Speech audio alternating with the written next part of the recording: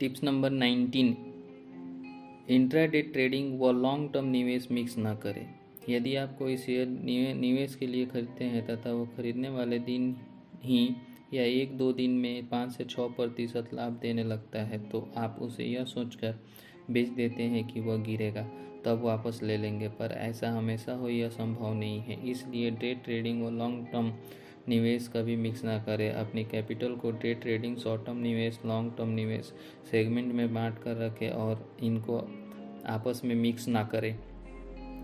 जहाँ तक मेरी आपको सलाह है कि इंट्राडे ट्रेडिंग व लॉन्ग टर्म निवेश दोनों की तुलना में आपको स्विंग ट्रेड का मेथड ज़्यादा फायदेमंद साबित हो सकता है। स्विंग ट्रेड को यदि अच्छे ब्लू चिप शेयरों में किया जाए और इससे आप महीने में औसतन 2% रिटर्न भी निकाल लेते हैं तो चक्रवृद्धि दर से यह रिटर्न एक वर्ष में 26.82% कमा सकते हैं। जबकि हो सकता है आपने कितना भी अच्छा शेयर लॉन्ग टर्म निवेश के लिए चुना हो पर वह उस साल अच्छा प्रदर्शन नहीं करे तो आपको उस पर कोई भी लाभ नहीं हो या उल्टे लाभ की जगह उसका शेयर लॉस में आ जाए। पर स्विंग ट्रेड जिसकी पूरी विधि आगे बताई जाएगी उसे मासिक 2% रिटर्न निकालते रहने पर चक्रवृद्धि ब्याज की दर से आपका रिटर्न 3 वर्ष में 103.99% तक जा सकता है। आप समझ सकते हैं कि लॉन्ग टर्म में के लिए चुना गया शेयर 3 वर्ष में 103.99% बढ़ेगा या नहीं, इसकी कोई गारंटी नहीं है। पर स्विंग ट्रेड में आप टारगेट से आधा भी कमाएंगे तो भी 3 वर्ष में 50% तो कमा ही सकते हैं। घबराइए नहीं, आगे की टिप्स में स्विंग ट्रेड की संपूर्ण विधि भी समझाई जाएगी। टिप्स नंबर 20, मार्केट का ट्रेंड देखकर ट्रेड करें। शेयर मार्केट में एक युक्ति कही जाती है, ट्रेंड इज योर फ्रेंड, अर्थात मार्केट के ट्रेंड को देखकर उसके साथ साथ ट्रेड करना हमेशा सहायक सिद्ध होता है। जैसे नदी की धारा में प्रवाह की दिशा में तैरना आसान होता है, पर प्रवाह के विपरीत तैरना बहुत मुश्किल और कई बार असंभव होता है। किसी भी कारोबारी दिन की शुरुआत में उसका ट्रेंड तय करने के लिए सेंसेक्स व निफ्टी हरे निशान में है या लाल निशान में, यह देखकर आप ट्रेंड का अंदाज़ा लगाएंगे तो आप गलत साबित हो सकते हैं। इसके लिए मेरी विधि यह है कि आप मार्केट खुलने के पहले 1 घंटे कोई ट्रेड नहीं लें। फिर उस 1 घंटे में सेंसेक्स या निफ्टी का जो भी हाई या लो बने उसे नोट कर लें। फिर इंडेक्स के उस समय के स्तर को देखें। वह यदि उस दिन के पहले आधे घंटे में बने हाई के पास हो तो उस दिन मार्केट अप ट्रेंड में है। यदि मार्केट का 1 घंटे बाद का स्तर उस दिन के लो के पास में हो तो मार्केट डाउन ट्रेंड में है। स्वाभाविक है, यदि मार्केट अप ट्रेंड में हो तो आप उस दिन खरीदारी की पोजीशन ज़्यादा बनाएं और मार्केट डाउन ट्रेंड में हो तो उस दिन बिकवाली की पोजीशन ज़्यादा बनाएं। जैसे निफ्टी का पिछला बंद 10,648 रुपये 50 पैसा है और मार्केट 9:15 पर सुबह खुलता है, तब यह लाल निशान में 10,599.70 पैसा पर खुलता है तथा 10:15 बजे के आसपास भी 10,620.40 पैसा पर, अर्थात पिछले दिन से 28 रुपया 10 पैसा अंक गिरा हुआ ही होता है। तो मार्केट में ज़्यादातर ट्रेडर उसे डाउन ट्रेंड ही गिनते हैं, पर यह ही आपकी भूल है। मेरी विधि में निफ्टी 10,599 रुपये 70 पैसा पर खुलकर यदि 10:15 बजे के आसपास तक 10,630 रुपया 20 पैसा का हाई बना चुका था और 10 बजे के आसपास 10,620 रुपये 40 पैसा पर था, पर यह उस दिन के हाई व लो की तुलना करने पर उस दिन के हाई के ज़्यादा पास में है, उस दिन मार्केट का ट्रेंड अप ट्रेंड है तथा जो भी बुरी खबर थी वह डिस्काउंट हो चुकी है। ऐसे में आप शॉर्ट सेलिंग करेंगे तो फंसेंगे ही। आपको ऐसे में लॉन्ग पोजीशन ज़्यादा लेनी चाहिए। तो किसी भी ट्रेडिंग सेशन के लिए अपनी लॉन्ग व शॉर्ट पोजीशन का अनुपात उस दिन के मार्केट ट्रेंड को देखकर निर्धारित करें। टिप्स नंबर 21, शेयर का ट्रेंड देखकर निवेश करें। पिछली टिप्स में आपको जैसे मार्केट का ट्रेंड देखना बताया गया है, बिल्कुल वैसे ही आपको शेयर का भी ट्रेंड देखकर निवेश करना चाहिए। विधि वही है जो पिछली टिप में बताई गई है। पहले 60 से 80 मिनट तक शेयर का प्राइस सेटल होने दें, फिर शेयर के प्राइस की उस दिन के हाई व लो से तुलना करें। यदि शेयर का प्राइस उस दिन के अब तक के बने हाई के पास है तो शेयर अप ट्रेंड में है। इसमें यह अवश्य याद रखना है कि इस बात से कोई फर्क नहीं पड़ता कि शेयर पिछले दिन के क्लोज से नीचे तथा लाल निशान में है। यदि शेयर पहले 60 मिनट में बने हाई के आसपास है तो वह अप ट्रेंड में ही माना जाएगा। हालांकि आपको यह भी याद रखना है कि यह विधि भी सिर्फ अनुमान ही दे सकती है। इसमें सफलता की दर ज़्यादा हो सकती है, परंतु 100% सटीक नहीं हो सकती है। जैसा कि पिछली टिप्स में बताया गया है कि इंट्राडे ट्रेडिंग में आपकी कोई भी विधि 100% कारगर नहीं हो सकती, क्योंकि आपकी पोजीशन को मार्केट डेप्थ में देखकर प्रतिद्वंदी ट्रेडर ज़्यादा पूंजी लगाकर आपकी पोजीशन के विपरीत पोजीशन लेकर आपकी किसी भी रणनीति को 1 मिनट में धराशायी कर सकता है। यदि आप पुस्तक बीच में से पढ़ रहे हैं तो इस बारे में ज़्यादा जानकारी लेने के लिए टिप्स नंबर 12 को वापस पढ़ें। इसलिए मेरी आपको फिर से सलाह है कि स्विंग ट्रेडिंग इंट्राडे से ज़्यादा कारगर मेथड है, और जब आप स्विंग ट्रेडिंग से इंट्राडे से भी ज़्यादा कमा सकते हैं तो मार्जिन पर लीवरेज इंट्राडे ट्रेड के फेर में क्यों पड़ते हैं। टिप्स नंबर 22, स्विंग ट्रेड का वीवर्प मेथड अपनाएं। पहली टिप्स में आपको वीवर्प के बारे में बताया जा चुका है। स्विंग ट्रेड के वीवर्प मेथड में आपको सप्ताह के 5 ट्रेडिंग दिनों के लिए बार वाइज निफ्टी 50 के शेयरों में से एक शेयर का चयन करना है। जैसे मैं अपनी पत्नी का उदाहरण देता हूँ। उसने सप्ताह के 5 दिनों के लिए निफ्टी 50 के निम्न शेयर फिक्स कर रखे हैं। पहला दिन यस बैंक, दूसरा दिन आईओसी, तीसरा दिन एनटीपीसी, चौथा दिन ओएनजीसी, पांचवा दिन टाटा मोटर्स। मैंने अपनी प्राइवेसी को बनाए रखने के लिए दिन नहीं बताया, क्योंकि मैं नहीं चाहता कि सभी लोग एक साथ एक ही दिन एक ही शेयर में स्विंग ट्रेड करने लगे, क्योंकि उससे उस विशेष बार को उस शेयर में मांग बढ़ जाने से हो सकता है वह आपको उस दिन पिछले दिन की वॉल्यूम बेस्ड एवरेज प्राइस पर नहीं मिल सके। फिर आप कहेंगे कि आपकी मेथड में तो शेयर मिल ही नहीं रहे। अब वह प्रत्येक दिन इन शेयरों में एक निश्चित राशि का निवेश करती है। जैसे माना कि मंगलवार का दिन आईओसी के लिए फिक्स है, तो वह सोमवार को मार्केट बंद होने के बाद आईओसी के शेयर की सोमवार की वीएफ देखेगी, अर्थात आईओसी के जितने शेयर उस दिन ट्रेड हुए उनका औसत प्राइस एनएससी वेबसाइट पर दिखता है। जिनको प्रॉब्लम हो वे यूट्यूब पर मेरे वीडियो देखकर वीएफ देखना सीख सकते हैं।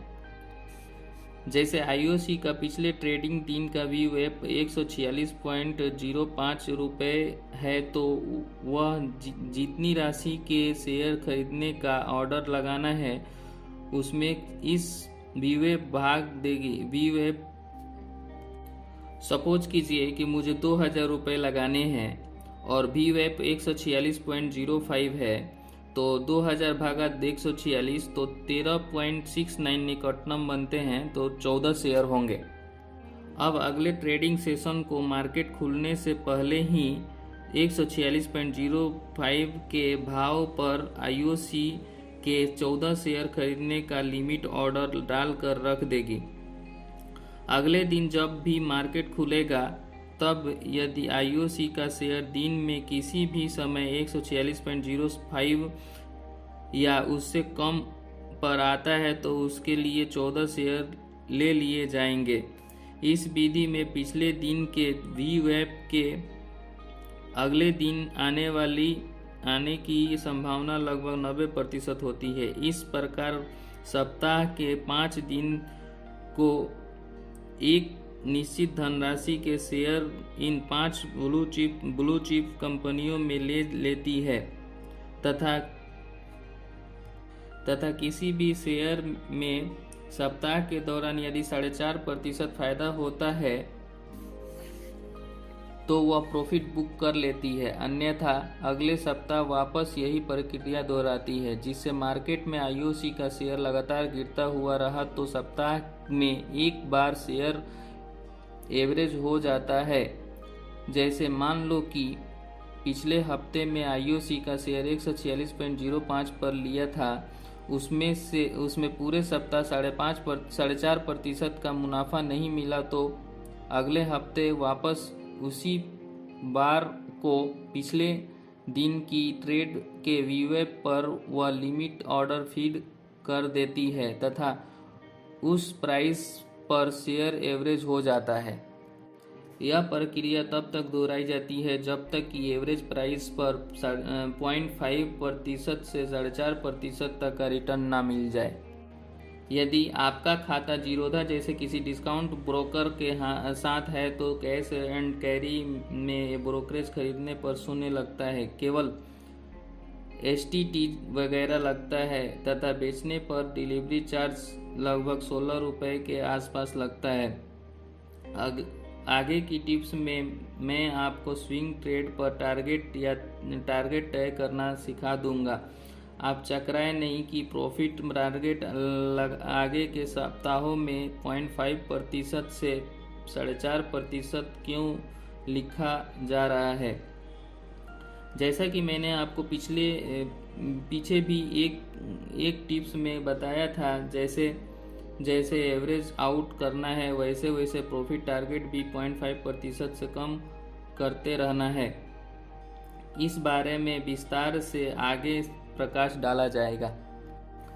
टिप्स नंबर 23, स्विंग ट्रेड में एक शेयर में कितनी राशि लगाएं। यदि आप स्विंग ट्रेड के लिए 5 लार्ज कैप निफ्टी 50 के शेयरों में से शेयर का चुनाव करते हैं और यदि आपकी निवेश योग्य कुल पूंजी 25,000 रुपये है तो आपको प्रत्येक शेयर में प्रति सप्ताह 1,000 रुपये लगाने हैं। इसका मतलब यह है कि एक सप्ताह में 5 ट्रेडिंग सेशन में आपका निवेश 5,000 रुपये हो तथा मार्केट लगातार 5 सप्ताह भी गिरता ही रहा। हालांकि ऐसा होता नहीं है, बीच में 4.5% से 0.5% के लगभग में बाउंस बैक मिल ही जाता है, तो भी आपके पास निवेश के लिए पर्याप्त पूंजी होगी। अब यदि आप 25,000 रुपये की जगह स्विंग ट्रेड की शुरुआत 50,000 से करना चाहे तो, या आपने 25,000 से शुरुआत की और जब आपकी मूल पूंजी डबल हो जाए तथा 50,000 हो जाए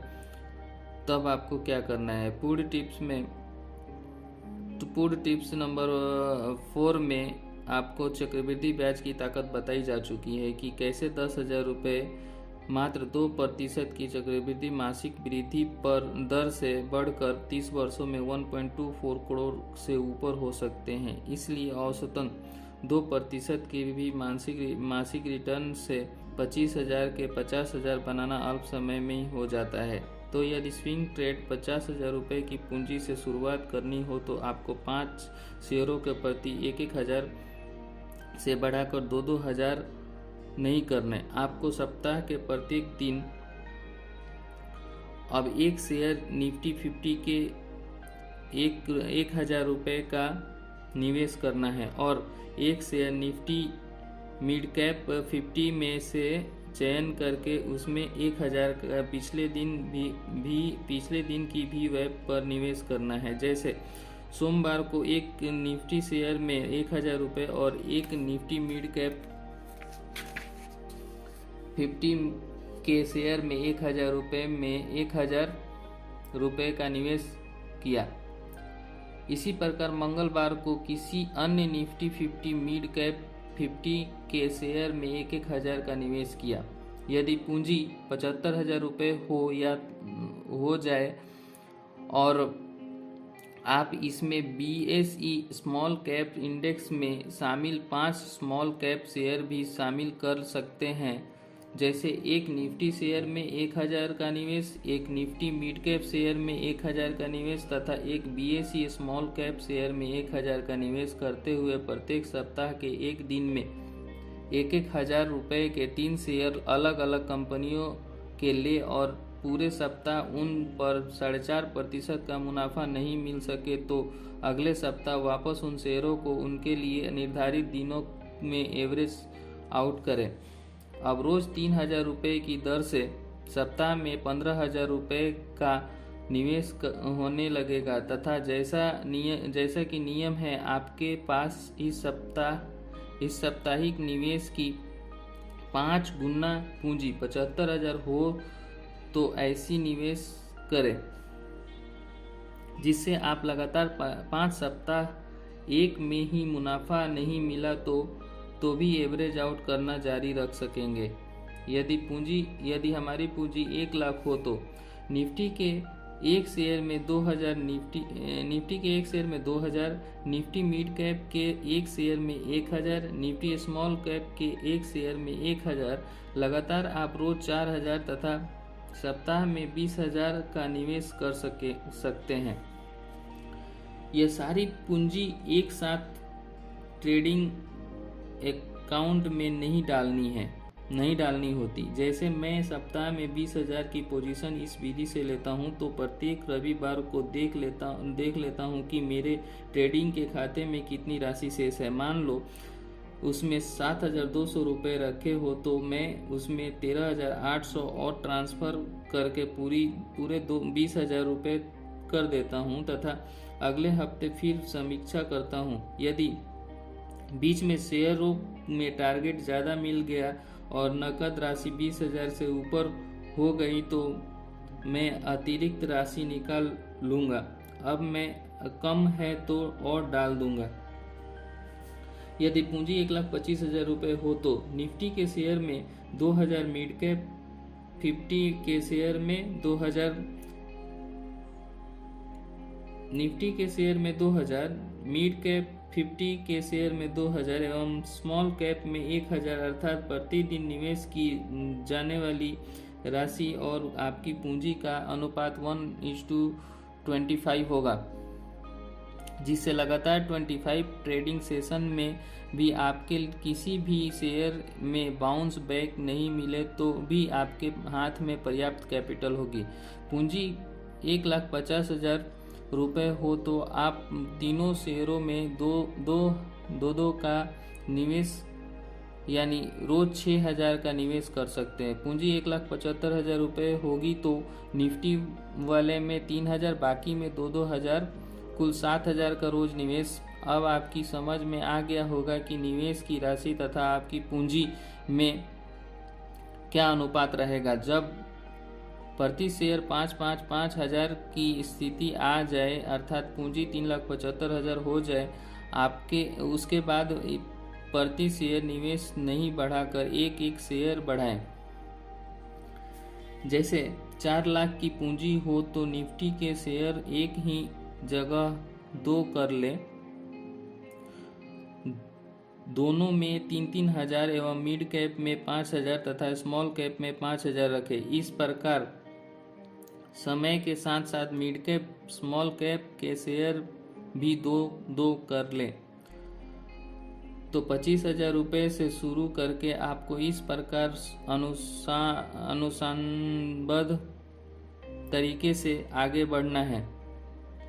अब आगे की टिप्स में इस विधि में प्रॉफिट टारगेट कैसे तय करेंगे इस बारे में आप सीखेंगे। Tips number 24। यहाँ मैं जीरोधा में खाते का उदाहरण लेकर प्रॉफिट टारगेट का निर्धारण बताऊंगा। यदि आपका खाता किसी अन्य ब्रोकरेज फर्म में है या कभी भविष्य में चार्जेस बढ़ जाए तो आप टारगेट तदनुसार समायोजित कर लें। पहले मैं टारगेट निर्धारण बता दूं, उसके बाद टारगेट व प्रॉफिट की व्याख्या करूंगा। पहली बार शेयर लेने पर उस सप्ताह का टारगेट 4.5%, दूसरे सप्ताह एवरेज आउट कर लेने पर उस सप्ताह का टारगेट एवरेज मूल्य पर 4%, तीसरे सप्ताह एवरेज आउट कर लेने पर उस सप्ताह का टारगेट एवरेज मूल्य पर 3.5%, चौथे सप्ताह एवरेज आउट कर लेने पर उस सप्ताह का टारगेट एवरेज मूल्य पर 3%, पाँचवें सप्ताह एवरेज आउट कर लेने पर उस सप्ताह का टारगेट एवरेज मूल्य पर 2.5%, छठे सप्ताह एवरेज आउट कर लेने पर उस सप्ताह का टारगेट एवरेज मूल्य पर 2%, सातवें सप्ताह एवरेज आउट कर लेने पर उस सप्ताह का टारगेट एवरेज मूल्य पर 1.5%, आठवें सप्ताह एवरेज आउट कर लेने पर उस सप्ताह का टारगेट एवरेज मूल्य पर 1%, नौवें सप्ताह या उससे भी ज़्यादा कितने भी सप्ताह एवरेज आउट कर लेने पर उस सप्ताह का टारगेट एवरेज मूल्य पर 0.5%। इसका मतलब अब मैं आपको विस्तार से समझाता हूँ। माना कि आपके पास 25,000 रुपये की कुल पूंजी है और आप पिछली टिप्स में बताए अनुसार जीरोधा में 1,000 रुपये के शेयर लेते हैं तो खरीदते समय कोई ब्रोकरेज वर्तमान में तो नहीं लगता कि सिर्फ 1 रुपये के लगभग STT या GST वगैरह कर लगते हैं। ऐसे ही जब आप इनको बेचते हैं तब 16 रुपये के लगभग डिलीवरी चार्ज तथा 1 रुपये के लगभग कर लेते हैं। तो कुल मिलाकर 1,000 रुपये के शेयर खरीदकर बेचने पर 20 रुपये के लगभग व्यय होता है, जिसमें मैंने प्रॉफिट पर 15% short term capital gains tax भी शामिल कर लिया है। हालांकि आप इस short term capital gains tax को बचा भी सकते हैं। इसके लिए आगे आपको इनकम टैक्स हार्वेस्टिंग की टिप्स बताई जाएगी। यदि आप 1,000 रुपये पर 4.5% अर्थात 45 रुपये प्रॉफिट बुक करेंगे तो आपको लगभग 25 रुपये की मुनाफे में मिलते हैं, जो 2.5% के लगभग विशुद्ध मुनाफा है। इसी प्रकार दूसरे सप्ताह एवरेज आउट कर लेने के पश्चात 2,000 रुपये के निवेश पर 4% प्रॉफिट बुक करेंगे तो उसके 30 रुपये व्यय के कम कर लेते हैं। डिलीवरी चार्ज हर बार 16 रुपये के आसपास शेयरों की मात्रा को ध्यान में रखे बगैर लगता है। चाहे आप 1 शेयर बेचें चाहे 1,000 शेयर बेचें तो 2,000 रुपये का 4% अर्थात 80 रुपये प्रॉफिट में से 30 रुपये खर्च काटने पर 50 रुपये प्रॉफिट बचेगा, जो 2.5% शुद्ध मुनाफा है। इसी प्रकार 3,000 रुपये पर 3.5% प्रॉफिट लेने से आपको 105 रुपये मिलेंगे। उसमें से 40 रुपये के लगभग व्यय कम करने से आपको नेट प्रॉफिट 75 रुपये के लगभग मिलेगा। ऐसा करते हुए राशि बढ़कर 4,000 हो जाती है। तब 3% प्रॉफिट बुक करने पर भी खर्च काट कर 2.5% के लगभग में सकल लाभ हो जाएगा। यदि हमें 4 बार एवरेज आउट करने पर अर्थात 4 सप्ताह लगातार एवरेज लागत करने पर भी मुनाफा नहीं हो रहा है तो 5वीं बार एवरेज आउट करने पर अर्थात 5,000 रुपये का एवरेज होने निवेश हो जाने के बाद टारगेट 2.5% ही कर देंगे। 6,000 का निवेश हो गया तो टारगेट 2% ही कर देंगे। 7 बार एवरेज आउट होने पर 1.5% टारगेट ही रखेंगे। अभी भी मुनाफा नहीं मिले तो 8 बार के ऊपर एवरेज आउट होने के बाद 1% टारगेट ही कर देंगे। माना कि आपका शेयर बहुत कमज़ोर था और आपको 8 बार एवरेज करने के बाद भी 1% नहीं मिल पाया तो 9वीं बार या उससे भी ज़्यादा कितनी भी बार एवरेज आउट करें कम से कम 0.5% मुनाफा तो लेकर ही निकलेंगे। 9 बार एवरेज आउट करने के बाद आपका निवेश उस शेयर में 9,000 रुपये हुआ और 9,000 का 0.5% यानी 45 रुपये प्रॉफिट लेकर निकला। यह प्रॉफिट बेहद कम है। इससे आपके ब्रोकरेज व डिलीवरी चार्ज के खर्च निकाल कर एक प्रकार से आप नो प्रॉफिट नो लॉस पर निकल जाएंगे। आखिरकार 0.5% प्रॉफिट मिलना बहुत आसान हो जाएगा। जैसे कि आपका एवरेज प्राइस यदि 45 रुपये हो तो 45 रुपये 23 पैसा के प्राइस पर निकलने का मतलब 0.5% प्रॉफिट टारगेट है। परंतु इससे फ़ायदा यह होगा कि आपके ज़्यादातर स्विंग ट्रेड में 4.5% से 2.5% प्रॉफिट मिल ही जाएगा। कोई शेयर जिसमें बहुत बड़ा परिवर्तन आ गया हो या मार्केट की बहुत बड़ी व बहुत लंबी लगातार हो रही हो गिरावट में ही 0.5 वाली दुर्लभ स्थिति बनती है। परंतु इससे भी आपको ये 4 फायदे होंगे। आपकी मूल पूंजी 9,000 रुपये बाहर निकल जाएगी जो वापस स्विंग ट्रेड में काम आएगी। 45 रुपये प्रॉफिट बुक करने पर डिलीवरी चार्ज 16 रुपये एवं अन्य 18 रुपये काट कर भी आपको 11 रुपये मुनाफा हो रहा है। आप कम से कम हार कर तो बाहर नहीं निकले। इससे बड़ा मानसिक संतोष मिलता है और आप किसी भी शेयर में कभी भी फंसा हुआ महसूस नहीं करते। इस पूंजी से वापस स्विंग ट्रेड करने पर आपको वापस मुनाफा मिल सकेगा। नहीं तो लोग मार्केट में गिरते हुए शेयर को पकड़कर बैठे रहते हैं जिससे मूल पूंजी भी घटकर आधी और चौथाई हो जाती है। 10 से 15 साल से भी प्राइस नहीं वापस मिलते। यहाँ आपको 2 माह में ही निकलने का मौका मिल रहा है। जो शेयर 9 सप्ताह से लगातार गिर ही रहा है उससे बाहर निकलकर आप दूसरे किसी अच्छे शेयर का चयन कर सकते हैं और आपने यदि उसी शेयर में भी स्विंग ट्रेड चालू रखी तो सोचिए 9 सप्ताह से गिरने वाले शेयर कितना नीचे आ गया होगा। अगले सप्ताह आप उसमें जब वापस 1,000 रुपये का निवेश करेंगे तो उसमें आपको 4.5% रिटर्न भी मिल सकता है। वैसे घबराने की आवश्यकता नहीं है। आगे आपको बताया जाएगा कि कैसे आप इंडेक्स स्टॉक और उसमें भी शेयर जीनियस लीडिंग स्टॉक में निवेश करते हैं तो आपके साथ ऐसी स्थिति जिसमें 0.5% रिटर्न या 9 सप्ताह से ऊपर एवरेज आउट करना पड़े उसकी संभावना बहुत ही कम लगभग 9 के बराबर होती है। टिप्स नंबर 25, सिर्फ इंडेक्स स्टॉक में ही स्विंग ट्रेड करें।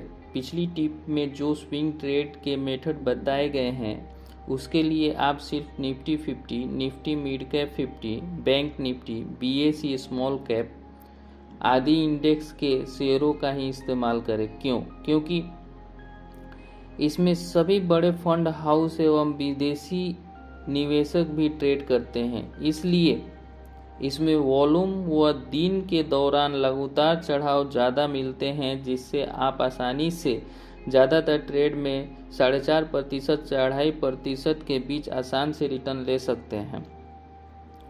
यहाँ बीच में से किताब खोलकर पढ़ने वाले के लिए बता दूं कि मेरी थ्योरी में swing trade cash and carry में 1 दिन से 3 दिन की होल्डिंग वाली ट्रेड को कहा जाता है।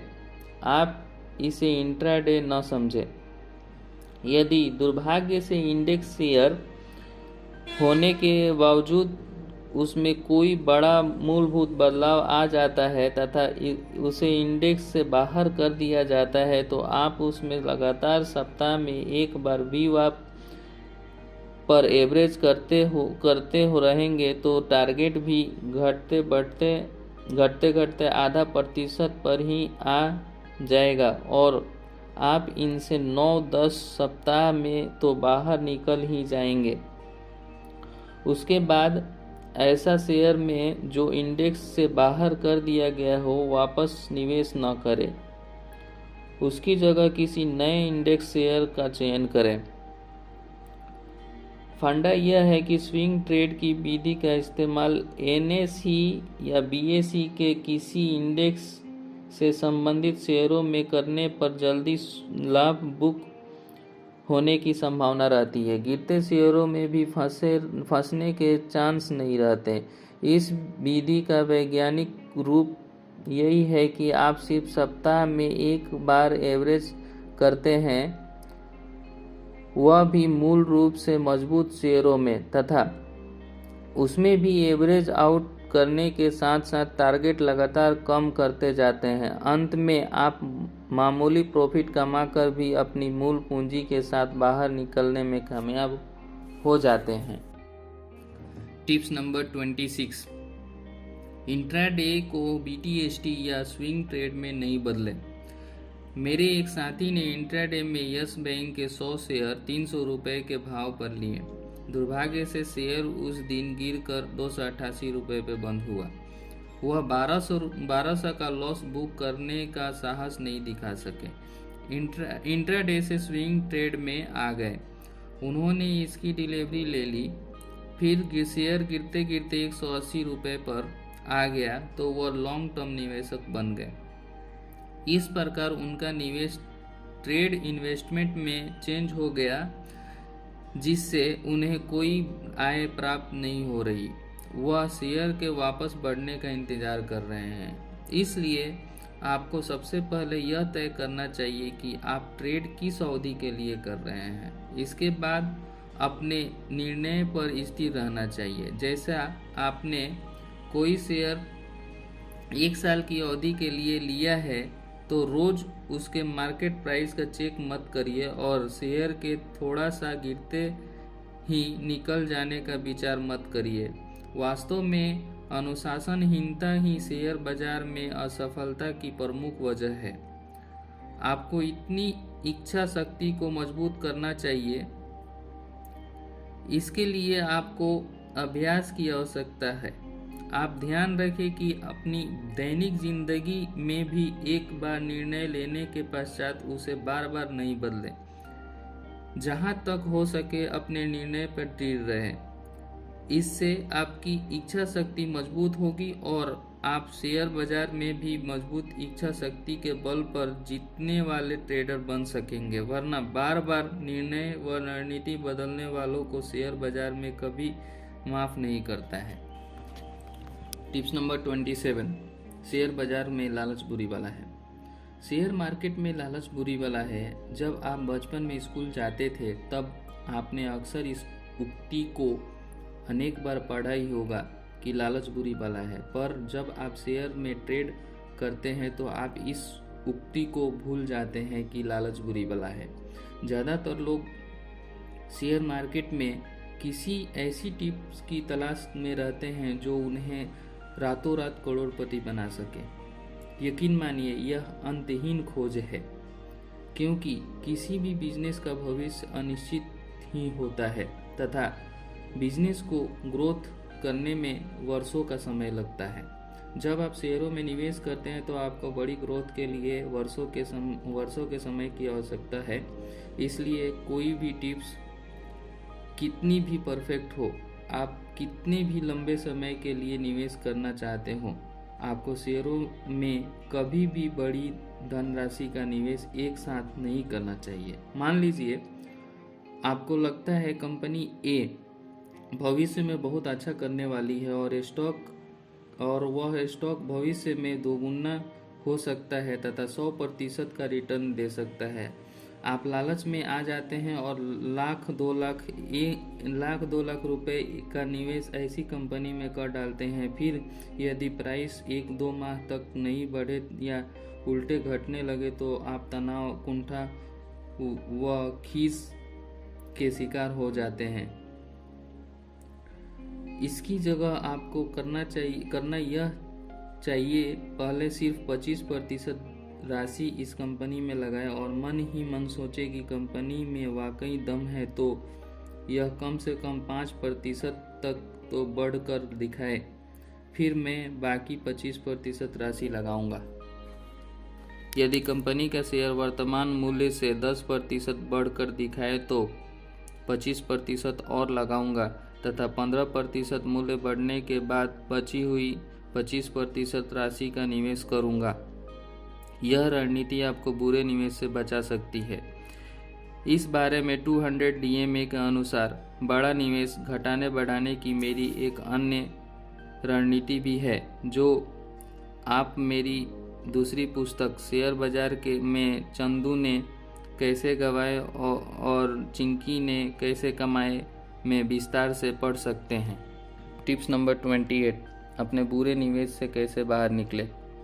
यदि आप इस पुस्तक को बीच में से खोलकर पढ़ रहे हैं तो मेरी आपको सलाह है कि पहले आप स्विंग ट्रेडिंग से संबंधित पिछली टिप्स का भली भांति अध्ययन कर लीजिए, उसके बाद ही इस टिप्स को पढ़िए ताकि आपको अच्छी तरह से समझ में आ सके। मेरे एक साथी ने वर्ष 2006 के आसपास मुझसे कहा कि शेयर मार्केट में पैसा कमाना बहुत आसान है। मैंने पूछा कैसे।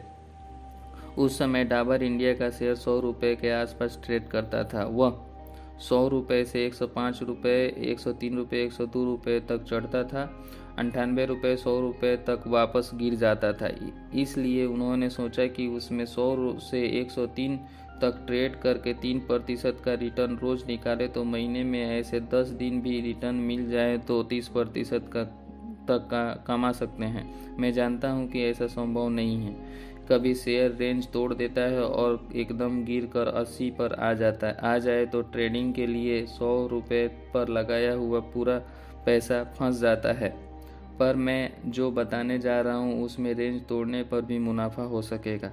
वास्तव में सभी छोटे निवेशक शुरू में ऐसी ही आसान कमाई करने के लिए शेयर मार्केट में कदम रखते हैं। इसलिए वे शुरुआत में कुछ कमाते भी हैं, परंतु बाद में वे 1-2 ऐसी कहानियां सुन लेते हैं कि फला निवेशक ने 20 वर्ष पहले कुछ हजारों के शेयर लिए थे, उसने उनको नहीं बेचा, आज वे करोड़ों के हो गए। बुल मार्केट में ऐसी कहानियां सुनने के बाद वे यह महसूस भी करते हैं कि वे फालतू ही छोटे छोटे प्रॉफिट के लिए ट्रेड कर रहे हैं।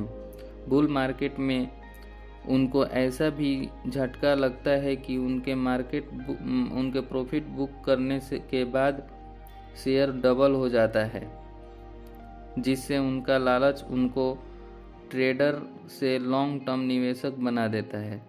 फिर मार्केट दबे पांव कब बियर फेज में आ जाता है उनको पता ही नहीं चलता। उनका कागजों में आया सारा लाभ चला जाता है, उल्टे उनके शेयर नुकसान में आ जाते हैं। जैसे एक शेयर 90 से 110 पर रेंज बाउंड है, वे उसे 95 पर खरीद कर 105 पर बेचकर कुछ दिन तो कमाते हैं, पर उसके बाद वही शेयर रेंज तोड़कर 180 पर आ जाता है। तब वे पछताते हैं कि फालतू छोटी छोटी ट्रेड को अभी तक रखा होता तो दोगुना हो जाता। अब वे सुनते हैं कि अभी भी देर नहीं हुई, 180 पर भी ले ले तो शेयर ब्लू चिप है, 1800 भी जा सकता है। तब वे 180 पर ले लेते हैं तथा 360 हो जाने पर भी प्रॉफिट बुक नहीं करते। ऐसे में बियर साइकिल शुरू हो जाता है। शेयर बढ़ता तो धीरे धीरे है, घटता बहुत जल्दी है और 3-4 ट्रेडिंग सेशन में ही वह घटकर 160 पर आ जाता है। तब ऐसे निवेशक को सांप सूंघ जाता है। वे 20 रुपये का नुकसान बुक नहीं करते, सोचते हैं अब के 360 पर आ जाते ही बेच दूंगा, पर वही शेयर घटकर 80 पर आ जाता है। अब वह 80-88 की रेंज पकड़ लेता है और इस रेंज में 2-3 साल तक घूमता रहता है। ऐसे में उनका 180 पर किया गया निवेश मृत हो जाता है, जिसे वे सिर्फ 3-4 सालों से होल्ड किए बैठे हैं, पर उसमें कोई आय नहीं हो रही। यह टिप्स ऐसे निवेश को जिंदा करने के लिए है। मान लो आपने 180 पर 200 शेयर खरीद कर 36,000 का निवेश किया था। वही शेयर 80 पर आ गया और आपका निवेश 16,000 का ही रह गया। आपका शेयर 80 से 88 तक घटता बढ़ता है, पर इसके लिए यह मूव बेकार है। आपको ऐसी स्थिति में फंसने पर क्या करना चाहिए? 80 से 88 के किसी प्राइस पर अपने इतने शेयर बेचे कि आपको 1,000 रुपये मिल जाए। जैसा आपने 85 रुपये के भाव पर 12 शेयर बेचे तो आपको 1,020 रुपये मिले। इसमें 20 रुपये ब्रोकरेज व डिलीवरी चार्ज के तय कर ले तो आपको 1,000 रुपये मिल गए। याद रखें, आपके पास 200 शेयर थे, आपने उनमें से सिर्फ 12 शेयरों में लॉस बुक किया है। आपके पास अभी भी 188 शेयर होल्ड ही है।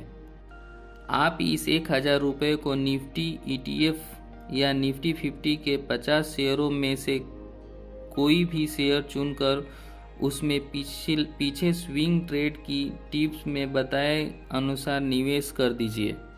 अर्थात निफ्टी 50 के 50 शेयरों में से ऐसा शेयर चुनिए जो 1,000 रुपये से कम का हो।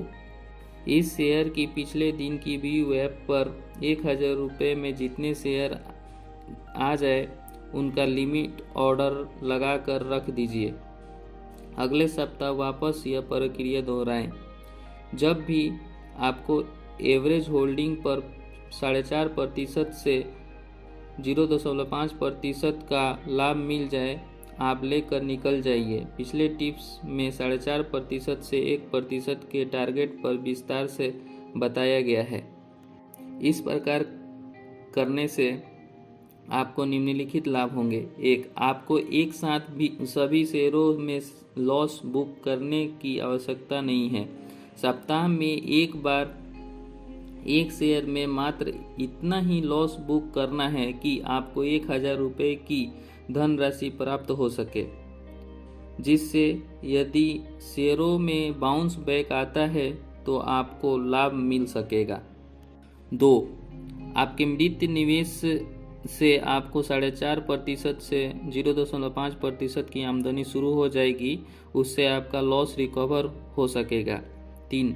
धीरे धीरे मृत प्राय शेयरों से आपका निवेश निफ्टी 50 के डिविडेंड पेइंग शेयर में शिफ्ट हो जाएगा। 4. यदि आप भविष्य में स्विंग ट्रेडिंग से ही शेयरों में ट्रेड करना चाहते हैं तो इसके लिए नई पूंजी का निवेश करने के स्थान पर आपके पोर्टफोलियो में लंबे समय से रखे मृत प्राय शेयरों का उपयोग कर सकते हैं। टिप्स नंबर 29, बोनस के चक्कर में मत पड़िए। शेयर बाजार में निवेशकों को सबसे ज़्यादा हानि बोनस के बारे में अज्ञानता से होती है। असल में सभी निवेशकों ने बड़ी IT कंपनियों की ऐसी कहानियां सुन रखी होती है कि किसी के पास फला कंपनी के वर्ष 1991 में 100 शेयर थे तो कंपनी लगातार इतना बोनस देती रही कि 100 से 200 हो गए तथा 200 से 400 हो गए, 400 के 800 हो गए, 800 शेयर के 1600 हो गए। ऐसे बोनस देते देते और स्टॉक की फेस वैल्यू में विभाजित होते होते आज उनके पास 50,000 शेयर हो गए हैं। आज स्टॉक की कीमत 500 रुपये है तो उनका वैल्यूएशन 2.5 करोड़ रुपए का हो गया। ऐसी कहानी सुनने से व्यक्ति लालच में आ जाता है।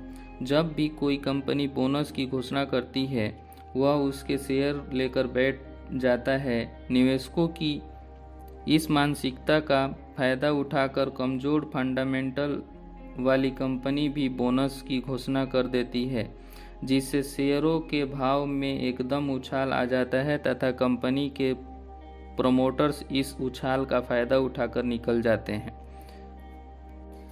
इसका सबसे बड़ा उदाहरण यूनिटेक का शेयर है, जो वर्ष 2006 में एक शेयर पर 12 शेयरों के भारी बोनस की घोषणा करने से वर्ष 2006 में 156 रुपये 65 पैसा से बढ़कर 14,798 रुपये 55 पैसा के उच्चतम स्तर पर चला गया था। यूनिटेक ने वर्ष 2007 में फिर से एक शेयर पर एक शेयर बोनस की घोषणा की, जिससे उसमें एक बार फिर उछाल आ गया, परंतु बाद में धीरे धीरे घटते घटते वर्ष 2019 में 1 रुपये 5 पैसा का एक शेयर रह गया। असल में बड़ी आईटी कंपनियों के मामले में जो 100 शेयर से करोड़ रुपए बन गए वह बोनस देने से नहीं, ऐसा कंपनियां की आय बढ़ने से हुआ है। बोनस देने से शेयर का बाजार मूल्य उसी अनुपात से घट जाता है। यदि इन बड़ी आईटी कंपनियों जैसे विप्रो या इंफोसिस आदि ने बोनस नहीं दिया होता तो आज इनके एक शेयर का मूल्य करोड़ों में होता, जिससे खरीद पाना किसी के लिए संभव नहीं होता। इसलिए बाजार मूल्य को निवेशकों की रेंज में रखने के लिए समय समय पर बोनस देना आवश्यक था। जैसे जैसे किसी कंपनी की आय व संभाव्यता बढ़ती है, उसका बाजार मूल्य आय व लाभ के अनुसार बढ़ता जाता है। ऐसे में बोनस शेयर देने से प्रति शेयर आय कम हो जाने से उसी अनुपात में शेयरों का बाजार मूल्य भी कम हो जाता है। इसलिए याद रखिए, बोनस की घोषणा के आधार पर शेयरों में निवेश मत कीजिए, कंपनी की आय व लाभ के आधार पर ऐसा निवेश करिए। टिप्स नंबर 30, एवरेज आउट करना हर बार बुरा नहीं होता। आपने टिप्स नंबर 10 में पढ़ा ही है, गिरती हुई पोजीशन को एवरेज आउट नहीं करें। यह बात इंट्राडे की पोजीशन के लिए सत्य है, परंतु एवरेज आउट करना हमेशा बुरा नहीं होता। जैसे म्यूचुअल फंड में आप प्रति माह निश्चित धनराशि की यूनिट SIP में खरीदते हैं, वह एक प्रकार का यूनिट को एवरेज आउट करना ही तो है। इसी प्रकार पिछली टिप्स में स्विंग में ट्रेड जो बताई गई है वह भी अनुशासन के साथ निफ्टी आदि इंडेक्स शेयरों को एवरेज आउट करके एवरेज मूल्य पर 4.5% से 0.5% रिटर्न कमाने पर आधारित है। यह विधि इतनी जोरदार है कि आप एक बार इस्तेमाल कर लेंगे तो इसके मुरीद हो जाएंगे, क्योंकि जब आप महीने में एक बार या सप्ताह में एक बार एक निश्चित राशि के शेयर लेते हैं और टारगेट भी प्रत्येक एवरेज आउट के साथ कम करते रहते हैं तो आपको औसतन 2.5% के लगभग रिटर्न मिल जाता है और आपको हमेशा सुरक्षित बाहर निकलने का मौका भी मिल जाता है। बस केवल आपका अच्छे डिविडेंड पेइंग इंडेक्स शेयरों में प्रति सप्ताह या प्रति माह पिछले दिन के वॉल्यूम प्रभावित मूल्य पर थोड़ी थोड़ी मात्रा एवरेज करते हुए एकत्रित करनी होती है। इस बारे में पिछली टिप्स में विस्तार से बताया जा चुका है।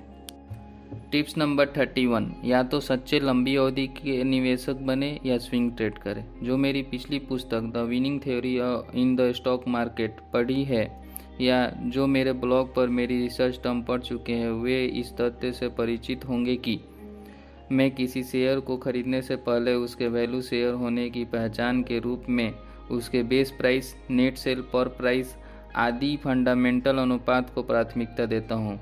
पर वर्ष 2018 की स्टॉक मार्केट की गिरावट ने मुझे कुछ सोचने पर मजबूर कर दिया। वास्तव में पहले जब मैं अकेले निवेश करता था, तब यदि मैंने इस तथ्य के आधार पर आइशर मोटर का शेयर वर्ष 2007 में 599 पर लिया होता तो उसके 2008 में 135 रुपये तक टूटने पर भी मुझे कोई चिंता नहीं होती, न ही मैं अपने आप को फंसा हुआ महसूस करता, क्योंकि मेरा नज़रिया लॉन्ग टर्म का था और मैं एक शेयर में अधिकतम अपनी मासिक आय का 10% ही निवेश करता था, जो उस समय की मेरी नौकरी की 15,000 रुपये के लगभग मासिक वेतन के हिसाब से 1,500 रुपये का निवेश होता और मुश्किल से मेरे पास इसके 3 शेयर आ पाते, जिससे मैं उस 1,500 रुपये के डूब जाने तथा आइशर जैसे शेयर के डिलिस्ट हो जाने पर भी मुझे कोई चिंता या तनाव नहीं होता। पर जब से मैंने रिसर्च एनालिस्ट बनकर सार्वजनिक मंच से शेयर रेकमेंड करने प्रारंभ किए, तब मुझे पता चला मेरे 71,000 फॉलोअर्स में से सब एक जैसे नहीं हैं। वे लालच में आकर एक साथ लाखों का निवेश कर बैठते हैं और यदि शेयर 599 से टूटकर 135 पर आ जाए तो कमेंट में गालियां निकालते हैं। यहाँ यह बता देना उचित रहेगा कि वर्ष 2008 में 599 से गिरकर 135 रुपये तक आ जाने वाला आइशर मोटर्स वर्ष 2018 में 32,000 रुपये का हो गया था। पर मेरे फॉलोअर्स 10 वर्ष तक इंतज़ार नहीं कर सकते। ऐसे फॉलोअर्स के लिए मुझे स्विंग ट्रेड की विधि का आविष्कार करना पड़ा। स्विंग ट्रेड आप पिछले अध्यायों में पढ़ ही चुके हैं। कुल मिलाकर इस टिप्स का सार यही है कि या तो अपने पसंदीदा शेयर में छोटी धनराशि निवेश करके शांति से 5, 10, 15 वर्ष उनको होल्ड करके रखें। फिर ऐसे निवेश यदि गिरकर आय से भी कम रह जाए तो भी चिंता न करें और धैर्यपूर्वक कंपनी की परफॉर्मेंस में सुधार की प्रतीक्षा करें, जैसा आइशर मोटर्स के प्रकरण में हुआ। इस इंतजार में शेयर गिरते गिरते डिलिस्ट भी हो जाते तो भी चिंता ना करें। आपने 100 कंपनी में निवेश किया, उनमें 2 से 3 कंपनियां यदि बंद भी हो गई तो भी बाकी 97 तो चालू हैं। नहीं तो आप स्विंग ट्रेड करें, क्योंकि स्विंग ट्रेड में आप कभी भी फंसा हुआ महसूस नहीं करते हैं और एवरेज आउट करते करते एवरेज प्राइस पर आखिर में 0.5% भी कमा कर निकल गए तो भी आप अपनी मूल पूंजी को वापस पा लेंगे और अगले सप्ताह उसी मूल पूंजी से उसी शेयर में वापस कम प्राइस पर 4.5% के टारगेट के लिए निवेश कर सकेंगे। टिप्स नंबर 32, इंडेक्स शेयरों में निवेश क्यों करना चाहिए। शेयर बाजार में एक कहावत है, यदि आप इंडेक्स को जीत नहीं सकते तो इंडेक्स के साथ रहिए। मान लो आपने अब शेयर बाजार में निवेश शुरू किया, तब निफ्टी 8,000 पर था, आज निफ्टी 10,800 पे है, अर्थात निफ्टी लगभग 30% आपके निवेश की अवधि में बढ़ा। आपने यदि अपने निवेश की अवधि में 30% से ऊपर मुनाफा कमाया तो ही आपको अच्छा व कुशल निवेशक माना जा सकता है। इसलिए म्यूचुअल फंड मैनेजर भी इसी इंडेक्स को अपना बेंचमार्क मानते हैं। ETF इसी सिद्धांत पर बने हैं। जैसे निफ्टी 20 या निफ्टी ETF होते हैं, वे निफ्टी इंडेक्स के सभी शेयरों में उसी अनुपात में निवेश करते हैं जिस अनुपात में निफ्टी में शेयर होते हैं। इसलिए उनका मार्केट प्राइस निफ्टी के 1/10 या 1/100 के आसपास ही बना रहता है और छोटा निवेशक इनमें म्यूचुअल फंड की तरह SIP से निवेश करके इंडेक्स के साथ बना रह सकता है। टिप्स नंबर 33, ट्रेडिंग व स्विंग ट्रेडिंग के लिए भी निफ्टी के शेयरों का चयन करें। निफ्टी 50 के 50 शेयर मार्केट के फ्यूचर एंड ऑप्शन सेगमेंट में भी ट्रेड होते हैं। इन्हीं शेयरों में डोमेस्टिक म्यूचुअल फंड एवं विदेशी संस्थागत निवेशक भी ट्रेड करते हैं। बाजार की 80% से 90% ट्रेड इन्हीं शेयरों में होती है, इसलिए इनमें पर्याप्त लिक्विडिटी भी होती है तथा पर्याप्त उतार चढ़ाव भी होता है। इसलिए मेरी राय में इंट्राडे ट्रेडिंग या स्विंग ट्रेडिंग के लिए निफ्टी 50 के शेयरों में से चयन करना चाहिए। दूसरा, निफ्टी, सेंसेक्स आदि इंडेक्सों में शामिल शेयरों को एक्सचेंज की कमेटी द्वारा वॉल्यूम्स, लाभ, डिविडेंड, देयता आदि के मानकों की कसौटी पर परख कर फिर इनका चयन किया जाता है। समय समय पर इंडेक्स में शामिल शेयरों का मूल्यांकन करके इसमें से ऐसे शेयरों को बाहर कर दिया जाता है जो मार्केट कैप, वॉल्यूम, लाभांश आदि के मानकों पर खड़े नहीं उतर रहे हैं और उनके स्थान पर नए शेयरों को शामिल कर लिया जाता है, जिससे आप भी आगे बताई गई विधि के अनुसार बगैर लॉस बुक किए निफ्टी से हटने वाले पुराने शेयरों से निकल कर नए शामिल होने वाले शेयरों में निवेश कर सकते हैं। इस बारे में अगली टिप्स में विस्तार में बताया जाएगा। टिप्स नंबर 34, इंडेक्स की तरह स्विंग ट्रेड के पोर्टफोलियो की समीक्षा करें। जैसे इससे पहले वाली टिप्स में बताया गया है कि इंडेक्स, निफ्टी, सेंसेक्स आदि में शामिल शेयरों के कुछ मापदंड होते हैं। इन मापदंडों को अर्थशास्त्र के जाने माने विशेषज्ञों द्वारा तय किया जाता है ताकि श्रेष्ठ कंपनियां ही इंडेक्स में शामिल हो सके। परंतु जब कोई कंपनी खराब प्रदर्शन के कारण इन मापदंडों को पूरा नहीं कर पाती तो समय समय पर इंडेक्स की कंपनियां की समीक्षा करके ऐसी कंपनी को बाहर निकाल दिया जाता है और इसके स्थान पर इन मापदंडों पर खरा उतरने वाली नई कंपनी को शामिल कर लिया जाता है। इसलिए आप यदि पीछे बताई गई टिप्स के अनुसार निफ्टी या सेंसेक्स के शेयरों में से शेयर चुनकर उनमें स्विंग ट्रेड कर रहे हैं और उनमें से किसी शेयर को इंडेक्स से बाहर कर दिया जाता है तो उस शेयर में प्रॉफिट बुक करने के बाद आप भी उसमें वापस स्विंग ट्रेड न करें। उसकी जगह निफ्टी या सेंसेक्स में से किसी नए शेयर को अपने स्विंग ट्रेड के पोर्टफोलियो में शामिल कर लें। अर्थात यदि ऐसा शेयर जो इंडेक्स से बाहर हुआ है गिरने लगता है तो भी आप उसमें प्रति सप्ताह पिछले दिन की भी वाप पर एवरेज करना जारी रखें और अंत में जब भी आपको कम से कम .5% प्रॉफिट आपके औसत मूल्य पर मिल जाता है और आप उससे बगैर लॉस के बाहर निकल जाते हैं, तब उसके स्थान पर आप नए स्टॉक का चयन कर सकते हैं।